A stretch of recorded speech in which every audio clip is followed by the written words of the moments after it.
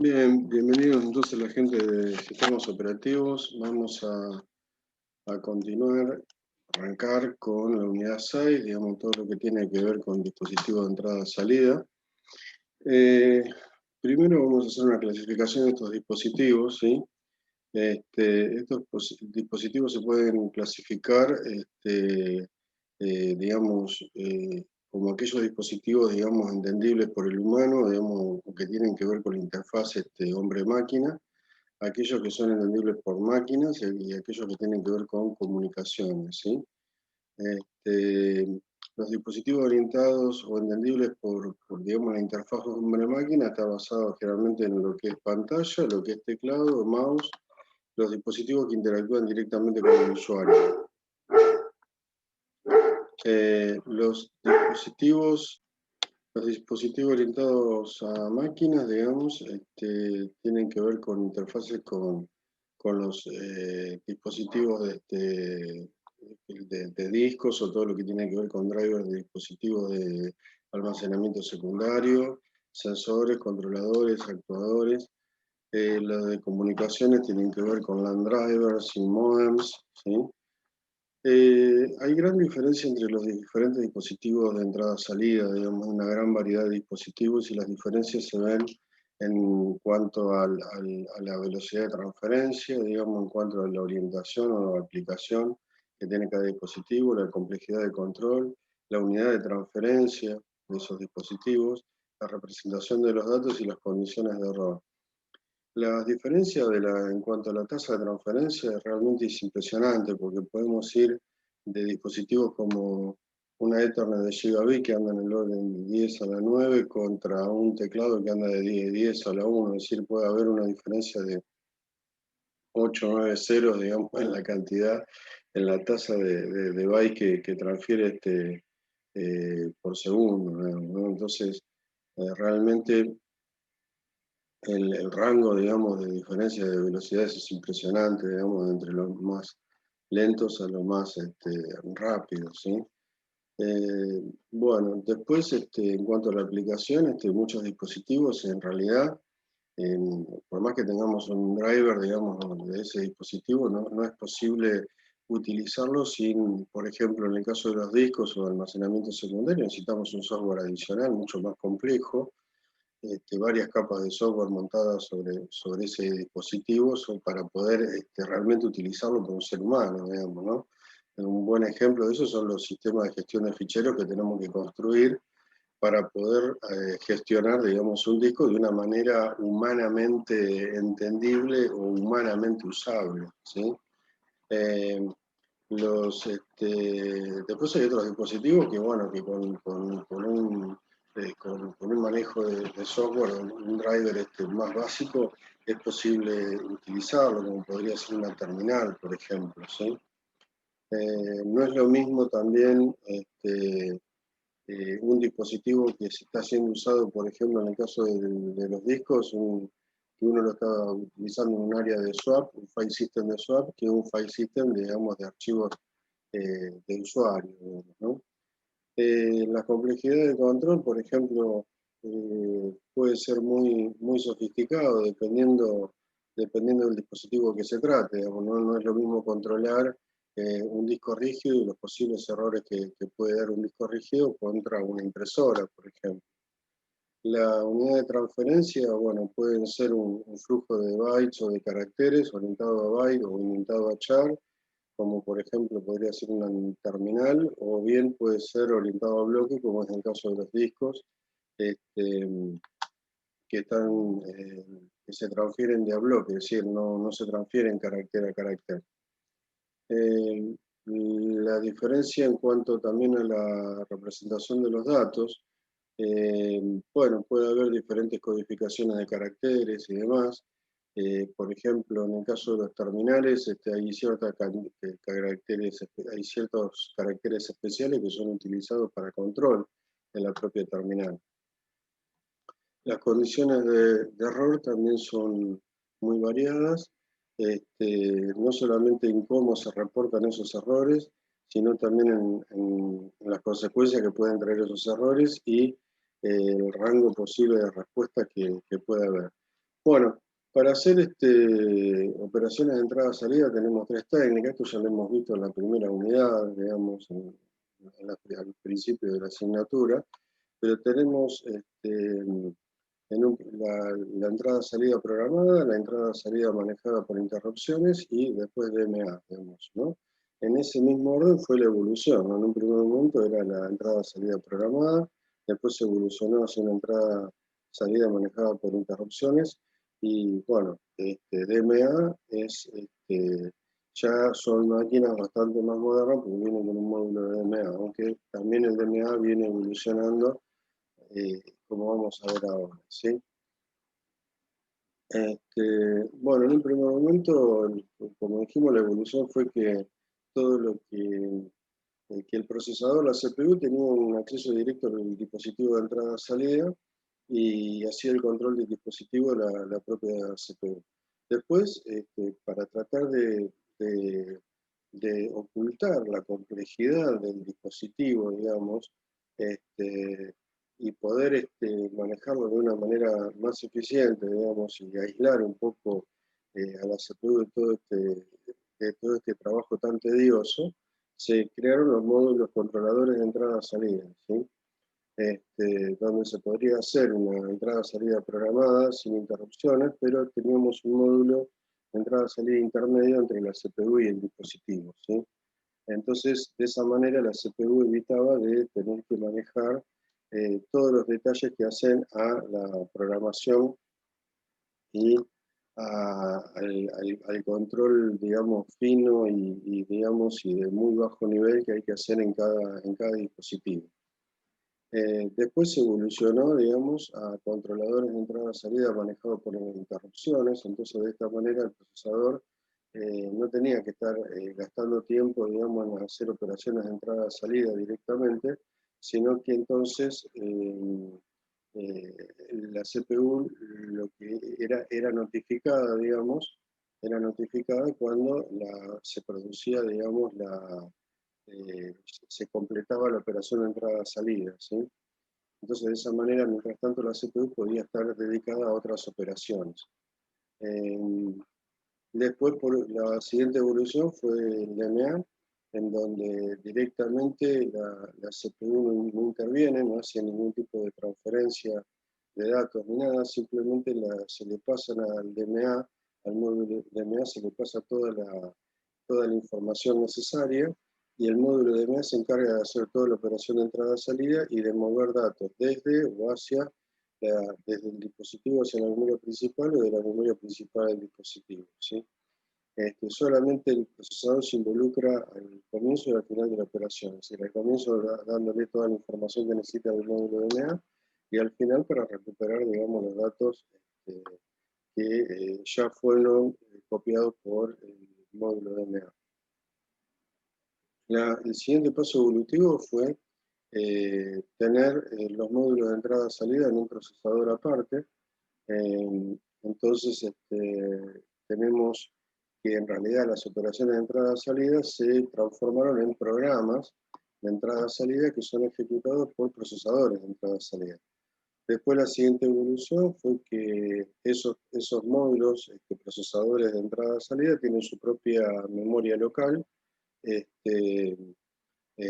digamos, si no utilizan, digamos, la memoria principal del equipo, directamente utilizan su propio recurso para resolver toda la operación de entrada-salida.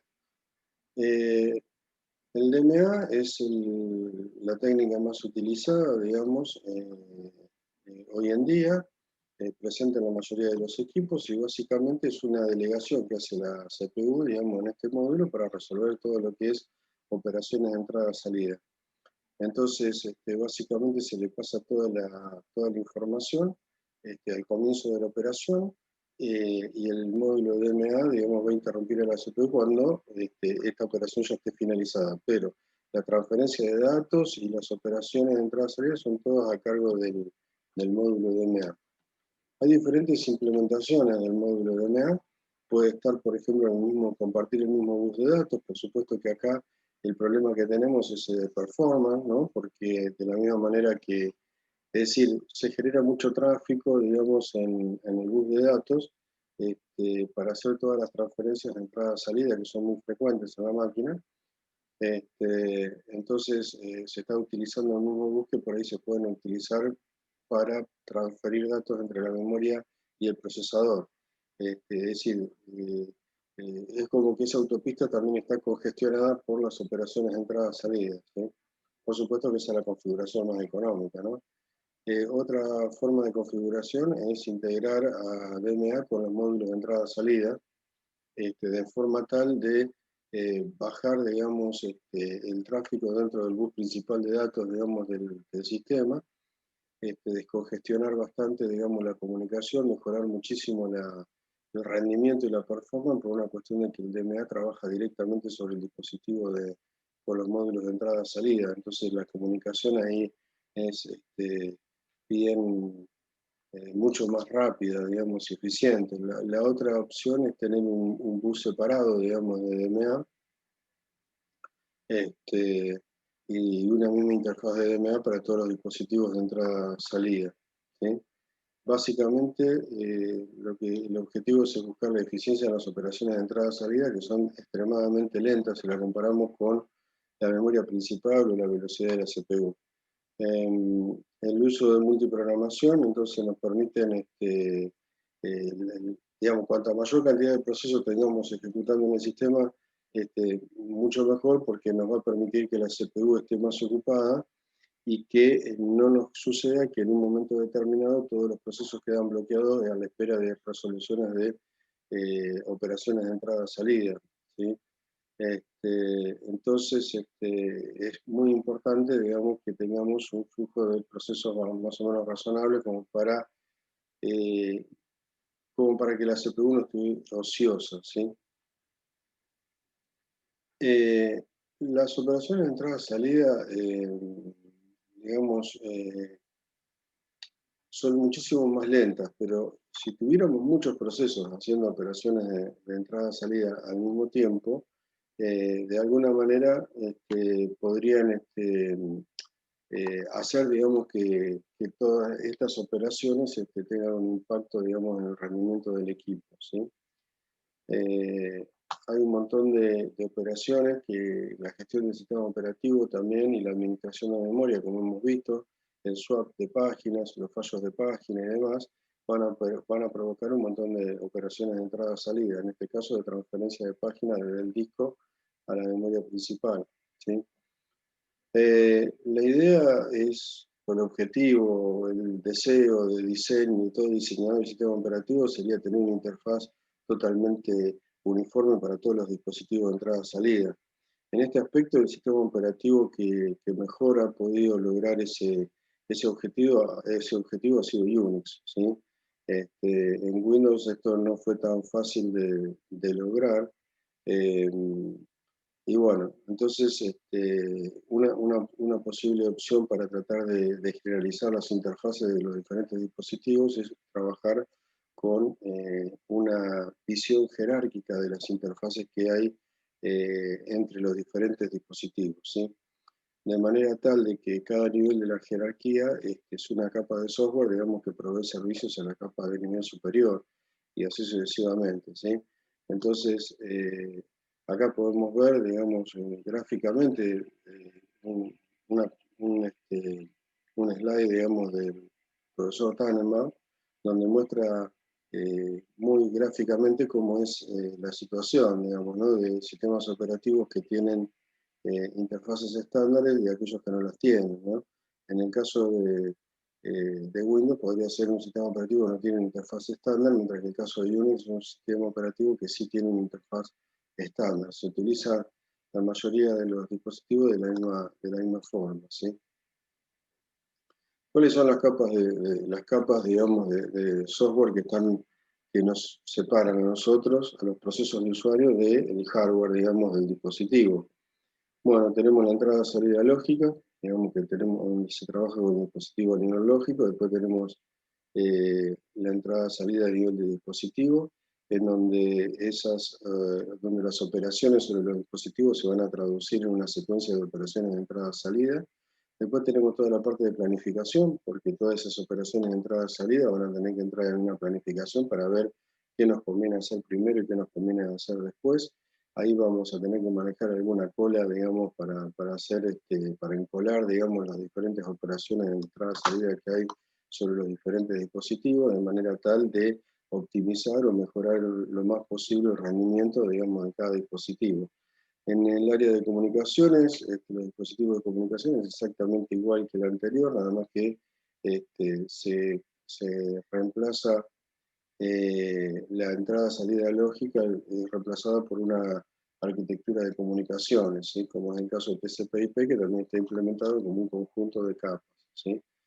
El file system también tenemos, lo vamos a ver más en detalle, digamos, en la próxima unidad, la última unidad de la asignatura, la unidad 7, pero básicamente nosotros tenemos entre los procesos de usuario, digamos, y el dispositivo en donde se almacenan efectivamente los datos, nosotros tenemos una serie de capas, digamos, que atravesar.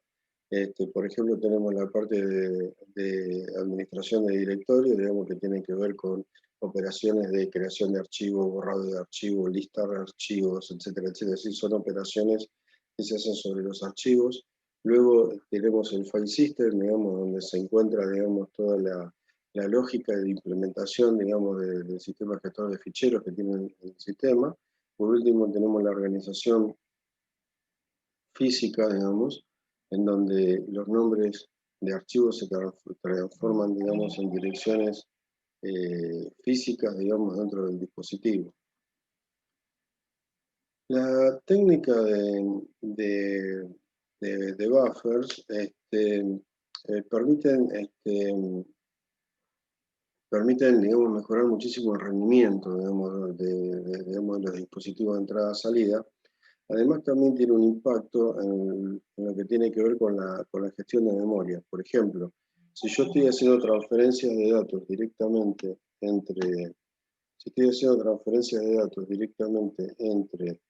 el, entre el dispositivo, digamos, y el proceso, digamos, si yo estuviera recuperando datos de un dispositivo, supongamos, y esos datos se recuperan directamente a un área de datos, digamos, del proceso, ese proceso no podría ser swapeado ni podría ser suspendido de la memoria, digamos, mientras que dure toda la operación de entrada-salida.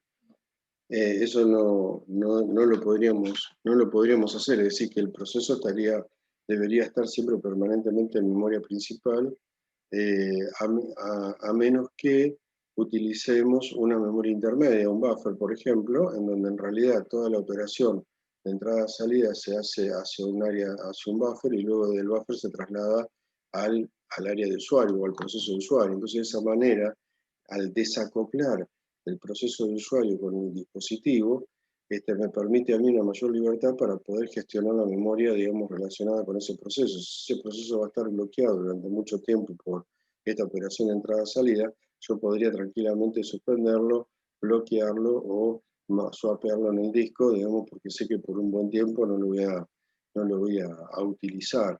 Entonces, con la utilización de esta memoria, digamos, intermedia, donde yo puedo guardar, digamos, la información para luego ser pasada al proceso de usuario, puedo de esa manera desacoplar y permitir, digamos, gestionar, digamos, los procesos de una manera mucho más, no tan dependiente de esta operación de entrada-salida.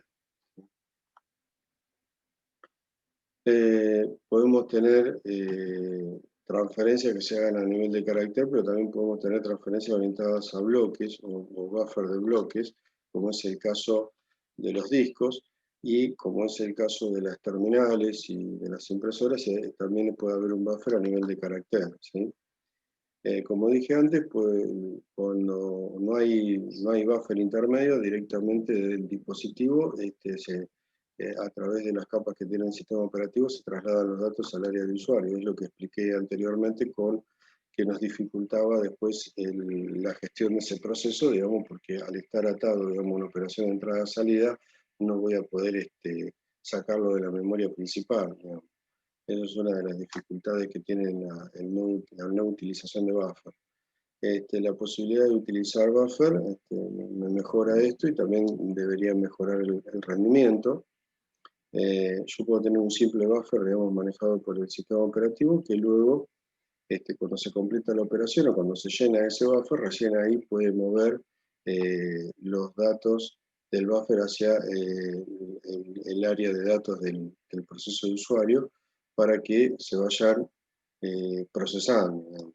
Esto también permite esto también permite ir haciendo ride ahead, es decir, ir adelantándonos hacia a la lectura. Por ejemplo, si yo estoy leyendo un bloque, digamos, podría tener un buffer que ocupe 3 bloques, entonces directamente leo el bloque 1, 2 y 3. ¿Sí? Yo hago una solicitud del bloque 1, pero lo más probable es que se solicite luego el bloque 2 y el bloque 3 porque se está haciendo una lectura secuencial, supongamos, ¿no? Entonces, bueno, yo podría adelantarme y leer, digamos, de a n cantidad de bloques y trasladarlo, de a n cantidad de bloques secuenciales y trasladarlo directamente al buffer, que si tuviera una capacidad como para poder almacenar esa cantidad de bloques, e ir anticipándome a las operaciones de entrada-salida, entonces ya para cuando me pidan el siguiente bloque yo ya lo tengo cargado en memoria, digamos, entonces no voy a acelerar muchísimo, digamos, el rendimiento del proceso, ¿sí?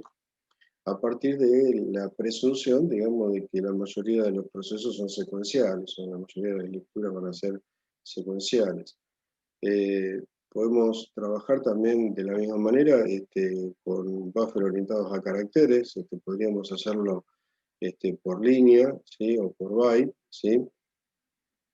Generalmente el procesamiento de las terminales, por ejemplo, es cuando se presiona el Enter, digamos, cuando se manda el intro, es cuando todo eso queda cargado en el buffer de la terminal, ¿sí?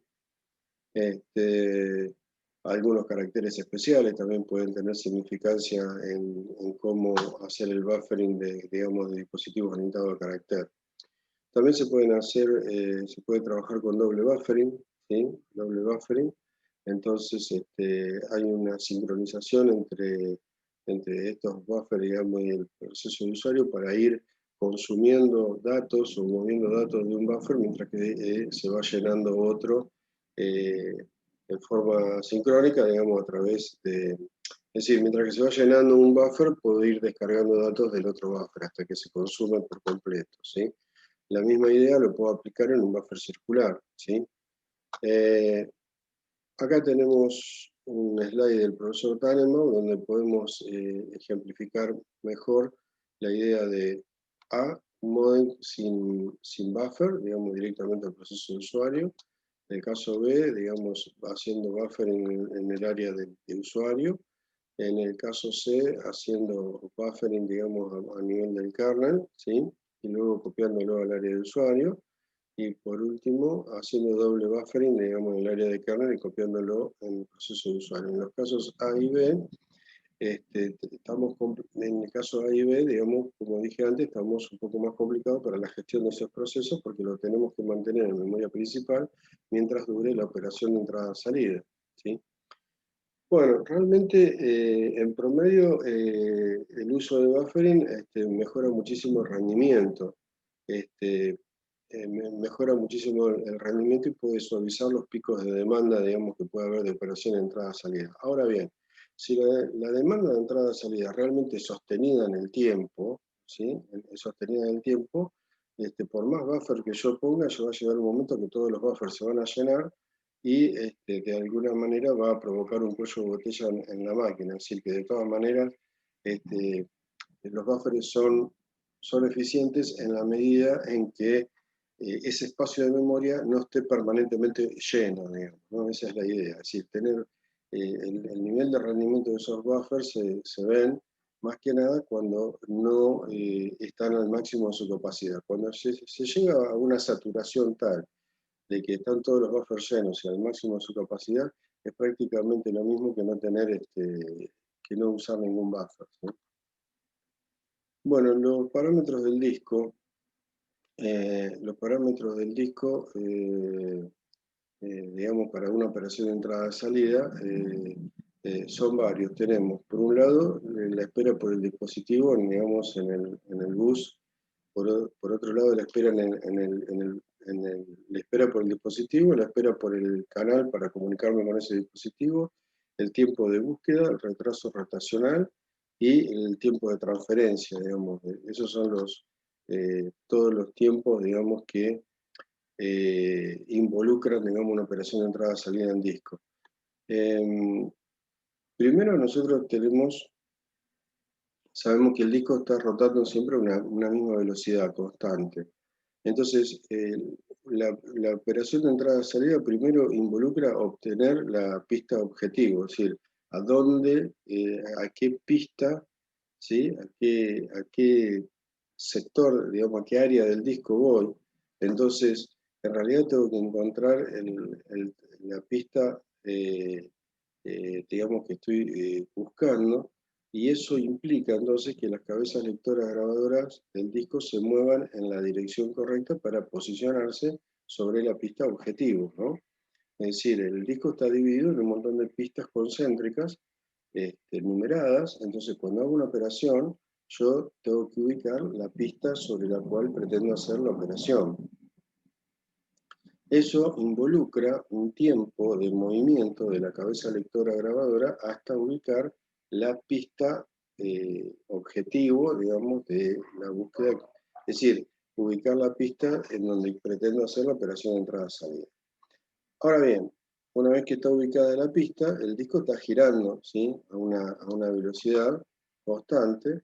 Entonces después tengo, digamos, una vez que la cabeza lectora de la grabadora está posicionada sobre la pista correspondiente, eso es lo que nosotros llamamos el tiempo de búsqueda, ¿sí? O el tiempo de seek time, ¿sí? Ahora bien, una vez que está ahí, tengo que ver cuánto tiempo, el tiempo que tarda en girar el disco hasta que la cabeza lectora grabadora se encuentre al comienzo del sector que pretende leer o grabar, ¿sí? Entonces, ese tiempo que tarda desde que la cabeza lectora grabadora llega a la pista, digamos, deseada, y de ahí el disco gira, ¿no es cierto? Pega toda la vuelta hasta que la cabeza lectora grabadora se posiciona al comienzo del sector buscado, para luego poder bajar la cabeza lectora grabadora y hacer la lectura o la grabación de ese sector, y por ende la transferencia, digamos, de esos datos desde la memoria principal hacia el dispositivo o del dispositivo a la memoria principal. Entonces, el tiempo que tarda en girar el disco y posicionarse la cabeza lectora grabadora al comienzo del sector que está buscando, eso es lo que nosotros llamamos latencia o retraso rotacional, ¿sí? Es otro de los parámetros del disco, ¿sí? Es otro de los parámetros que tiene que ver con la performance del disco. Y después, por último, tenemos el tiempo de transferencia, ¿sí? Y el tiempo de acceso, digamos, está formado, ¿sí?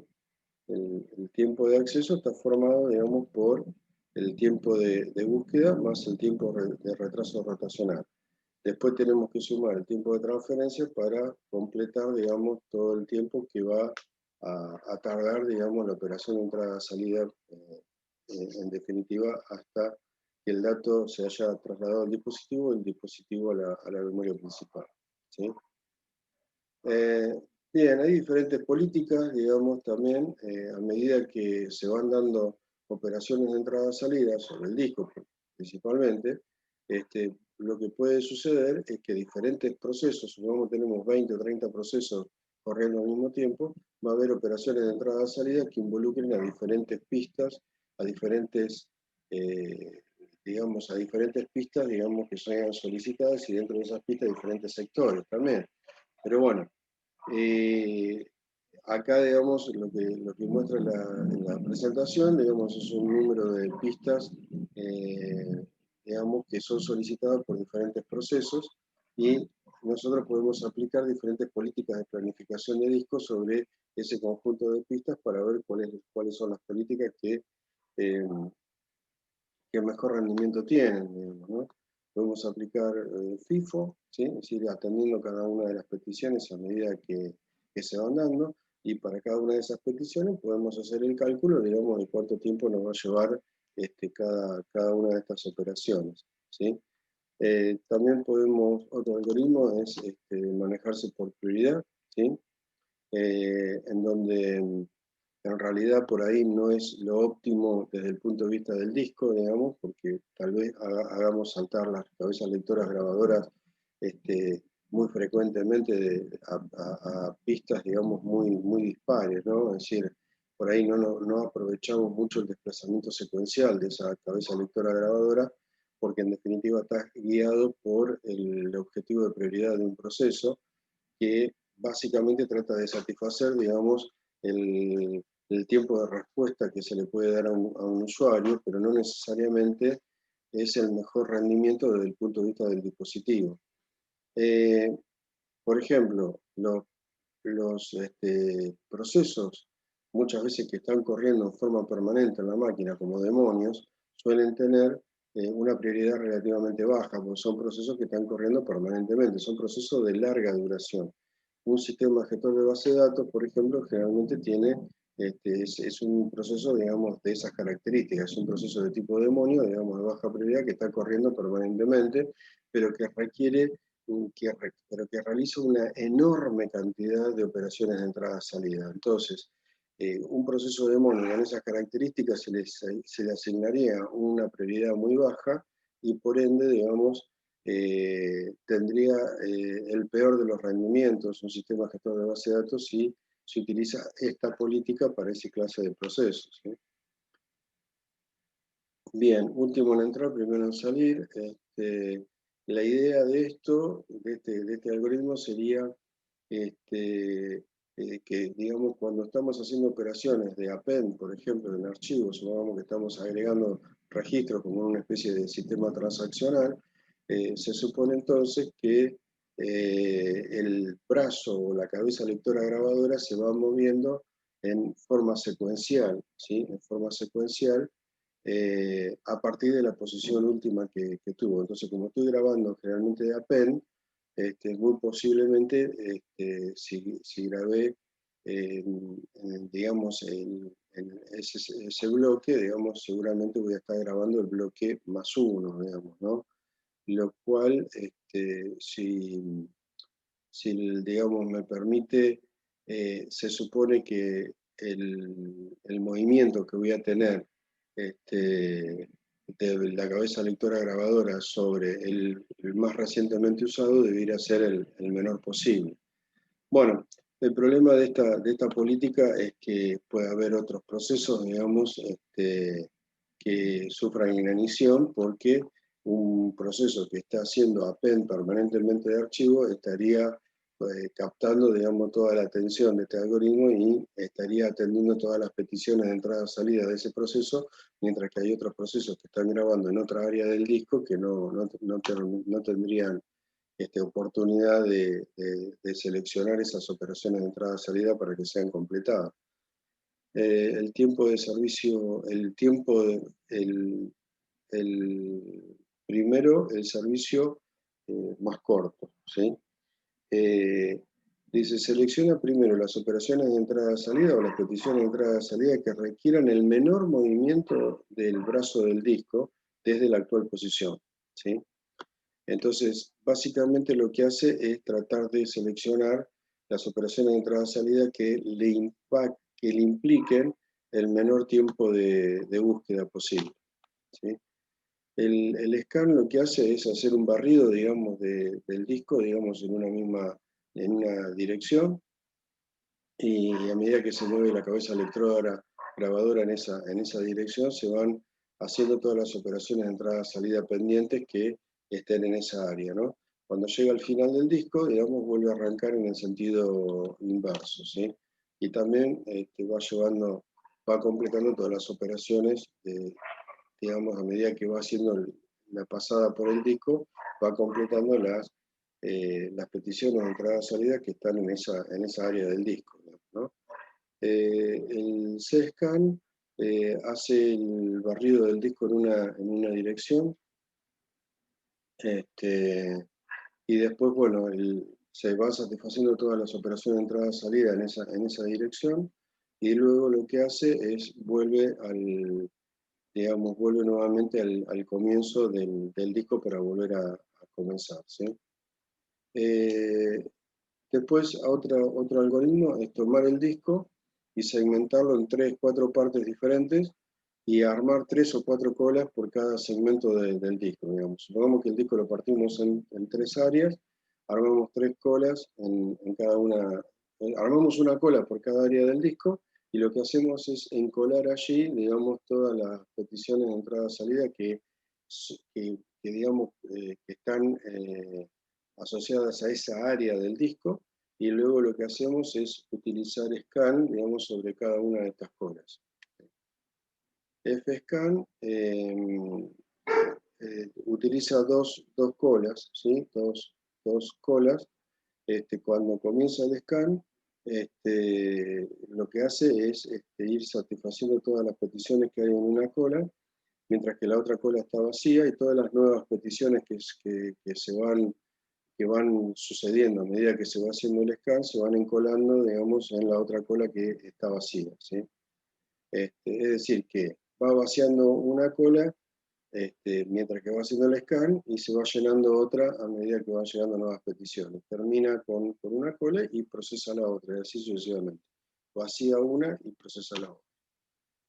Bien, acá hay una comparación de performance, digamos, todo tiene que ver en realidad con el tipo de operación que haga cada proceso, en realidad.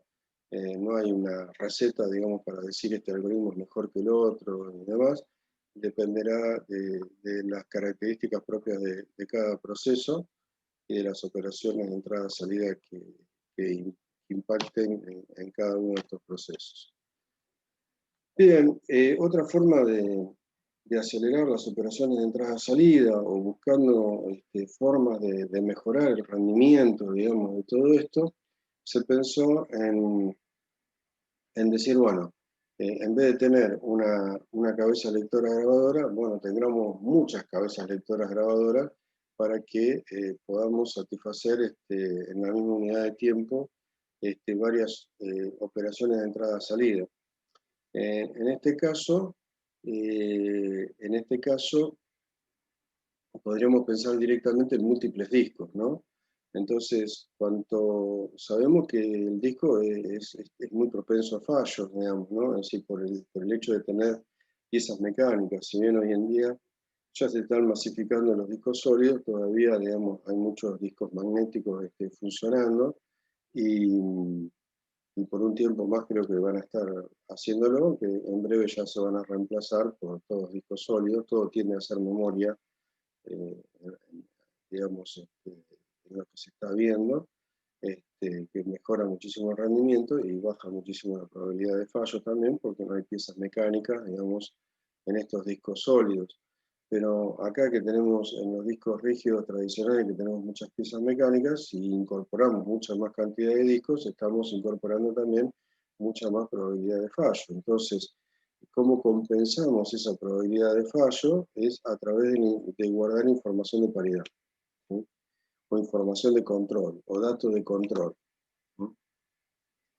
Bien, para esto se utilizó, hace unos años se inventó esta técnica de arreglo de discos, que significa arreglo redundante de discos independientes, ¿sí? RAID en inglés. Entonces la idea es poner varios discos que sean vistos por el sistema operativo como si fuera una misma unidad lógica, y los datos se distribuyen a través de esos distintos discos, como si fueran un arreglo, y también distribuimos, además de los datos, también distribuimos información de paridad para compensar cualquier fallo, o para recomponer cualquier disco ante el fallo o la caída de uno de esos discos. Además también, si cada disco tiene su propia controladora, podemos estar resolviendo operaciones de entrada-salida en una misma unidad de tiempo sobre varios discos al mismo tiempo. Por ejemplo, el RAID 0 es cuando no hay ningún arreglo de discos hecho, es el típico caso de una máquina de escritorio común y corriente, digamos que tiene un solo disco rígido y demás, que no tiene ningún arreglo, ¿no? El RAID 0 es el disco común, digamos, ¿no? Cuando nosotros, un disco que tenemos en nuestra PC es un RAID 0 por lo general, entonces se rompe ese disco, chao, listo, perdimos todos los datos, es así de simple, por eso necesitamos tener backup y copias de seguridad por cualquier catástrofe que nos ocurra con el disco, ¿sí? Este, Bien, el primer RAID propiamente dicho es el RAID 1, ¿no? Que es el espejo, ¿no? Cuando nosotros tenemos un PC, por ejemplo, o un servidor y le ponemos dos discos en espejo. Son discos exactamente iguales, discos que están totalmente duplicados, entonces todas las peticiones se hacen en paralelo, tenemos una controladora para cada disco, y los discos son idénticos. Entonces, ante la caída de un disco, directamente podemos salir andando con el otro disco. Directamente la controladora de RAID 1 nos indicaría que un disco está en rojo, digamos, está en error, en problema, y automáticamente todas las peticiones de entrada y salida se resuelven con el otro disco. Esto tiene una gran ventaja, digamos, porque uno puede pensar que tiene una penalización porque tiene que grabar en dos lugares, pero si son controladoras independientes, estamos usando la misma unidad de tiempo para resolver la grabación. La ventaja que tiene en la lectura es que yo puedo utilizar para recuperar un dato cualquiera de los dos discos, ¿sí?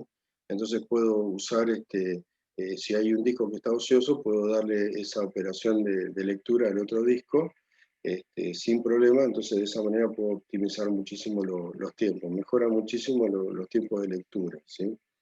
Y el recupero de datos es muy rápido, muy simple, digamos, y es muy seguro. El problema es que, por supuesto, rinde la mitad. Es decir, si tengo dos discos de 2 teras, en vez de tener 4 teras de espacio de almacenamiento, estoy teniendo 2, porque estoy duplicando, espejando un disco, ¿sí? Otro de los problemas que puede haber con el RAID 1 es que también cuando arrancamos con un servidor nuevo, ponemos dos discos idénticos nuevos. Bueno, los dos discos se van gastando de la misma manera al mismo tiempo, con lo cual cuando falla uno, rápidamente hay que cambiarlo porque muy probablemente el otro pueda fallar en breve, ¿sí? Pero no obstante es uno de los sistemas RAID también muy utilizados, ¿sí? Porque hoy en día cada vez el espacio de almacenamiento es más barato, así que no parece una locura, digamos, gastar 4 teras para utilizar solamente dos, ¿sí? Eh, bueno, RAID 2 y RAID 3 utilizan el código Hamming, ¿sí?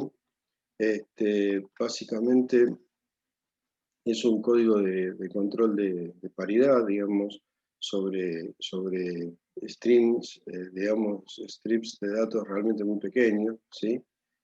Trabaja a nivel de bit y puede corregir doble error de bit. Realmente no se utiliza mucho, por lo menos yo no he visto muchas implementaciones de esto. Generalmente lo que sí he visto mucho es RAID 1 y RAID 5, es lo que más he visto en los diferentes centros de cómputo con los que he podido trabajar o ver cómo es lo que hacen.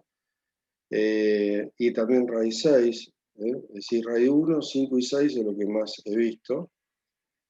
Acá están sincronizadas las rotaciones de los discos, se utiliza este código de paridad, como pueden ver ustedes, el código es bastante extenso porque requiere, digamos, para aprovechar cuatro bloques estamos gastando 3 de paridad, ¿sí? Eh, Perdón, el RAID 3 es igual que el RAID 2, pero ahora toda la información de paridad está en un solo disco, ¿sí? Bueno, esto puede tener un problema de cuello de botella, digamos, porque fíjense ustedes que yo puedo tener controladoras diferentes para estos discos, pero entonces cuando estoy grabando en dos, siempre tengo que grabar en el disco de paridad. Cuando grabo en uno, en cero o en tres, también. Así que en definitiva, el disco de paridad generalmente va a ser el más castigado, digamos, y el más propenso a fallos. Eh, el RAID 4,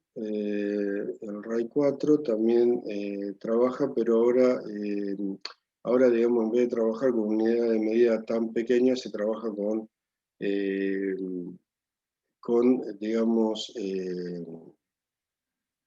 con bloques más grandes, ¿sí? Y se hace el cálculo de, digamos, de paridad, de paridad, a partir, digamos, de cada bloque sobre discos sincronizados, ¿sí? Así que bueno, acá también el problema que tenemos es que tenemos toda la información de paridad concentrada, digamos, en un único disco. La ventaja que tiene esto es que el control de paridad, digamos, que se hace es mucho mejor en cuanto al código que teníamos antes, porque lo podemos resumir todo en un solo disco. Es decir, de 4 discos digamos, utilizamos cinco discos para poder usar efectivamente los datos de 4, ¿sí? Entonces, en realidad solamente necesito un disco de cada 4, digamos, para control de paridad. Digamos, en ese sentido, es más económico que el código Hamming, digamos, para poder codificar información de paridad que luego la voy a necesitar cuando se rompa algún disco, ¿sí? Bien, el RAID 5 tiene la gran ventaja sobre el RAID 4 de que ahora los códigos de paridad están distribuidos entre los bloques. Entonces, de esa manera no tengo la carga de trabajo toda sobre un disco de paridad, sino que en realidad se reparte la grabación de los datos de paridad entre todos los discos, digamos, que forman parte del sistema. Sigo gastando 5 discos porque hay un disco que se va a gastar todo para paridad, pero está intercalado de esta manera entre los diferentes bloques de los diferentes discos. Entonces, de esta manera yo lo que estoy haciendo es repartiendo, digamos, la carga de trabajo para grabar la información de paridad, ¿sí? Y ante la caída de cualquier disco, yo puedo reconstruir el dato que me está faltando a partir de los datos de los otros discos más el dato de paridad, ¿sí? En realidad, para poder entender cómo funciona esto, ustedes dirán, bueno, pero ¿cómo puedo saber yo el dato que había en un disco que se rompió? Bueno, lo que pueden hacer ustedes es hacer un simple ejercicio binario con la operación XOR, ¿sí? Con la operación XOR pongan 5 números y van a ver que pueden obtener cualquiera de esos números restantes a partir de aplicar el XOR, digamos, pueden obtener el dato que les está faltando, ¿sí? Así que básicamente se utiliza un algoritmo de tipo XOR para hacer los cálculos de paridad y, y intercalan los bloques, digamos, como dije antes, por eso se utiliza tanto RAID 5, digamos, porque es bastante más ecuánime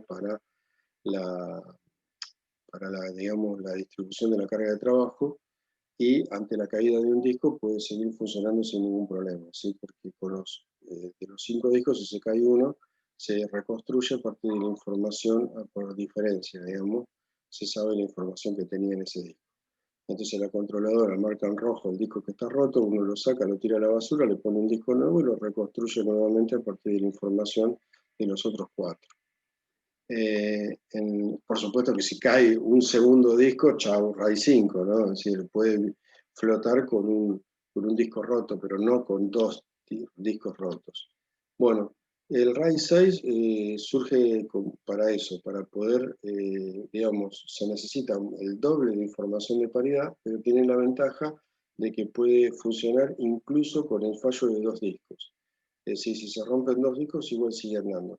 El RAID 6 se utiliza muchísimo para discos viejos, ¿sí? Es decir, es el típico caso, digamos, donde tenemos una serie de discos en danza, digamos, y armamos un nuevo servidor y no tenemos discos, entonces usamos un montón de discos usados viejos para armarlo. Bueno, ahí conviene armar un RAID 6, gastar mucho más espacio en información de paridad porque sabemos que esos discos son viejos y tienen alta probabilidad de fallo. Bien, en Unix, Linux, como hemos dicho, los dispositivos se manejan, tienen una interfase muy estándar para todos los dispositivos, y para Unix o Linux todos los dispositivos son archivos, ¿sí? Entonces todos los dispositivos tienen un nombre de archivo, figuran en el file system como si fuera un archivo más de usuario. Es una interfaz totalmente natural, digamos, y conceptualmente, digamos, el usuario los utiliza como si fuera un archivo más. Y básicamente las operaciones de entrada y salida se hacen sobre estos archivos especiales, ¿sí? Básicamente los drivers que utiliza Unix son drivers orientados a bloques, orientados a carácter. Sobre los orientados a bloques, digamos, se puede establecer un mecanismo de caché, de buffering, y sobre eso se monta todo el file system, ¿sí? El, el buffer de caché, digamos, que se utiliza sobre los dispositivos orientados a bloques, digamos, se implementa, digamos, como se muestra acá en la figura, digamos, se mantiene 3 listas, ¿sí? La lista de libres, la lista de dispositivos y una cola, digamos, de entrada-salida por cada driver, digamos, asociado con cada dispositivo, ¿sí? El buffer de caché, el caché de buffer, el caché, digamos, orientado a carácter, está orientado realmente por las terminales y las impresoras, donde se van haciendo buffering, digamos, de los caracteres a nivel de carácter en un modelo productor-consumidor, generalmente con caracteres de control. En el caso de las terminales, en cada intro, digamos, se va almacenando todo en un buffering. Por ejemplo, eso se nota muchísimo cuando trabajamos. Lo hemos visto cuando hemos trabajado con procesos pesados, no sé si han observado, se hacen un printf sin imprimir el carácter de intro, muchas veces sucede de que no se ve la salida. ¿Por qué? Porque, bueno, está todavía se está en el buffer, digamos, de la terminal, hasta que no se mande el carácter especial de intro, no se descarga todo el buffer de la terminal. Entonces, no vemos la salida en pantalla, ¿sí? Bien. Podemos hacer en Linux o Unix podemos hacer operaciones que no intervengan buffers, que no haya ningún buffer intermedio, ¿sí?